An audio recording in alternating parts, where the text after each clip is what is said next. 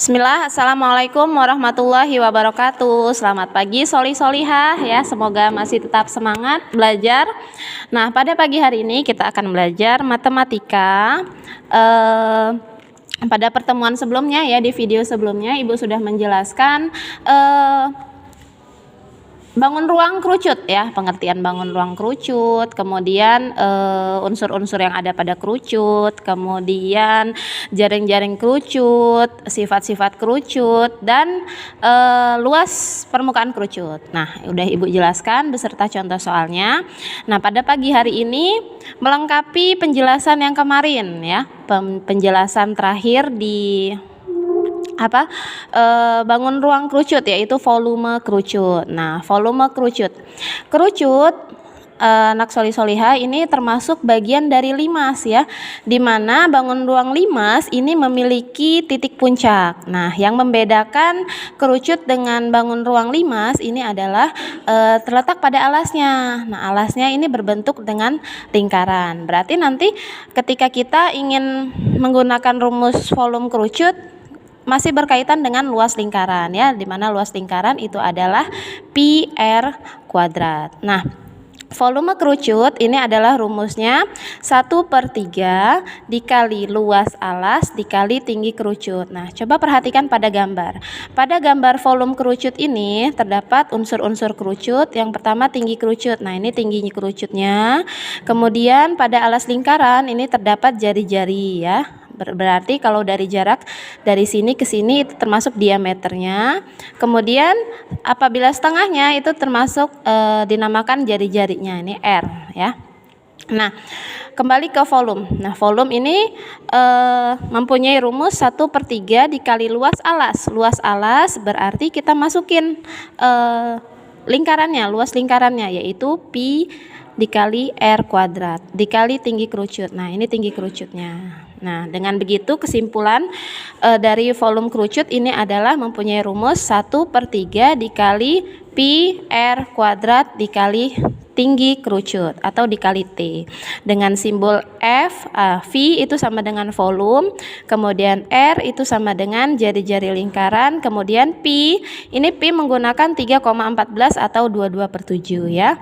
Kita menggunakan 3,14 apabila jari-jarinya bisa dibagi 7 atau faktor dari 7, kita menggunakan 22/7 ketika jari-jari atau diameternya merupakan faktor dari 7 atau bisa dibagi 7. Nah, kita langsung ke contoh soalnya. Oke, kita masuk ke contoh soal yang pertama. Sekarang perhatikan gambar kerucut ini. Di sini ada kerucut yang mempunyai tinggi kerucut 50 cm. Kemudian diketahui di soal jari-jarinya yaitu 42 cm. Jadi di sini 42 cm.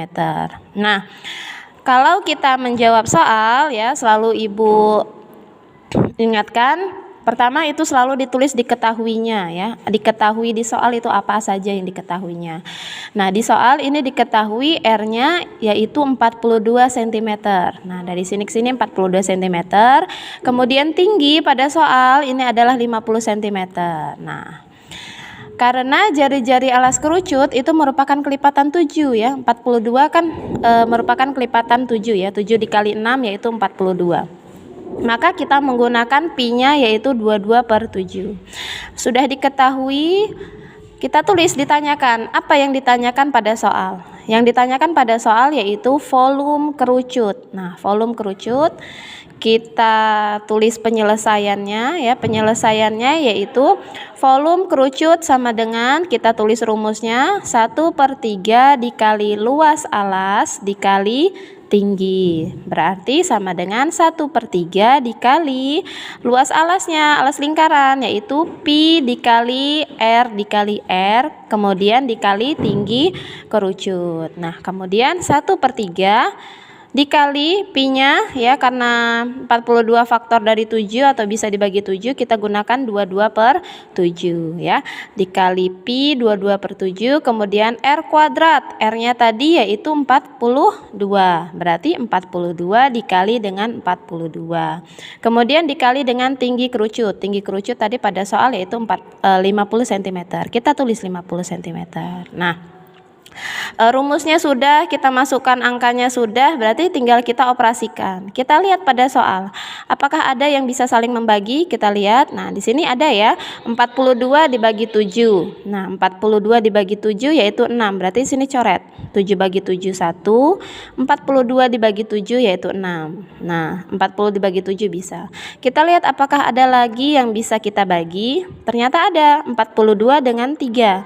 Sama-sama kita bagi 3. 3 bagi 3 1, 42 bagi 3 yaitu 14. Nah, ini merupakan cara singkatnya ya.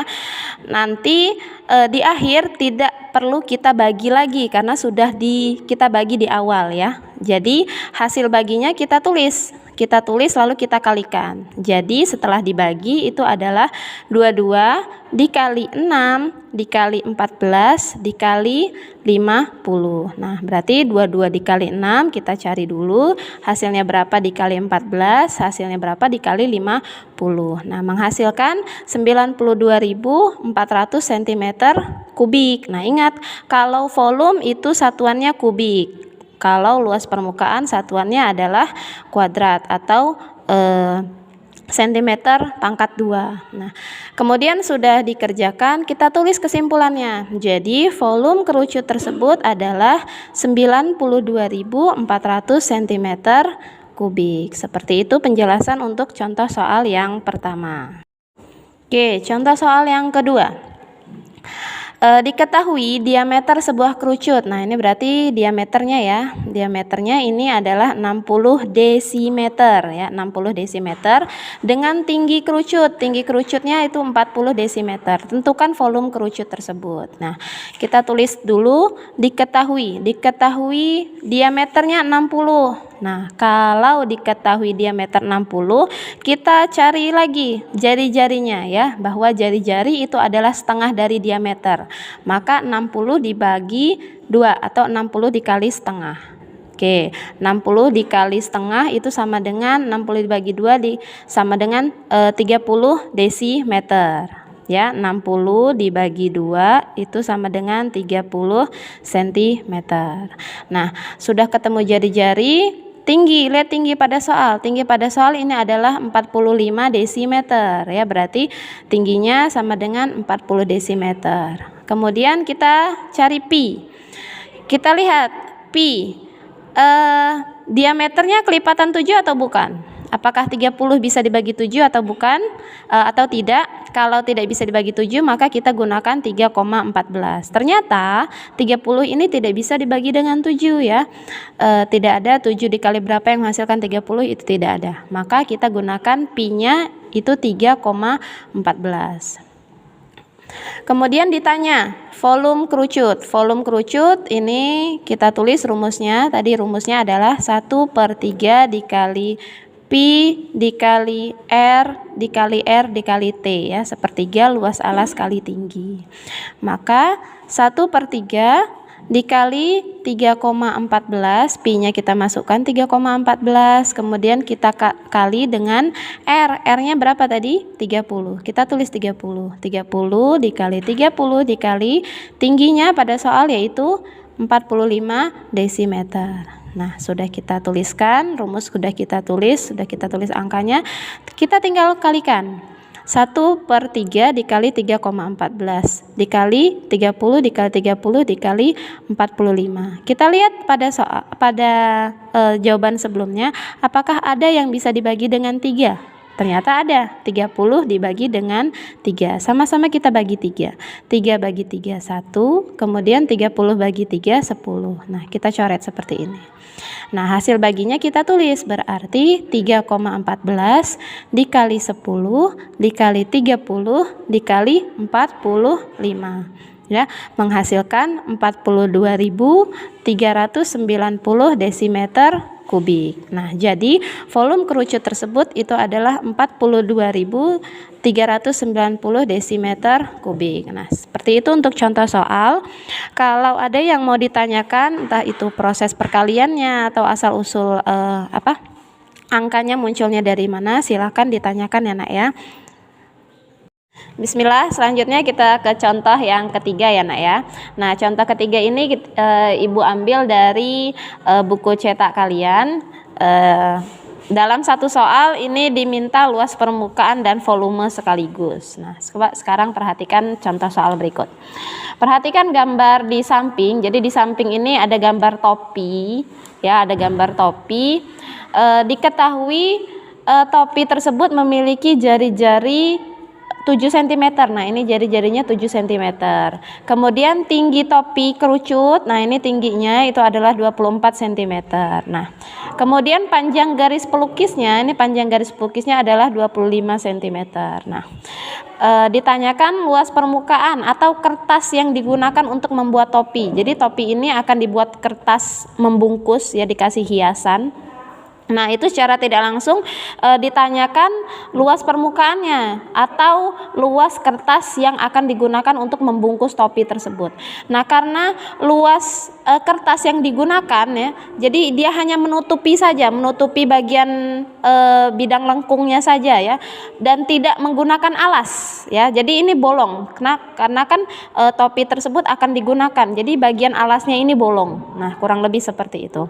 Kemudian yang ditanyakan yang kedua ini adalah volume topi kerucut tersebut. Nah, volume dari topi kerucut ini, ya. Nah, kita jawab. Diketahui, ya. Pertama kita tulis dulu diketahui apa yang diketahui di soal. R-nya atau jari-jarinya adalah 7 cm.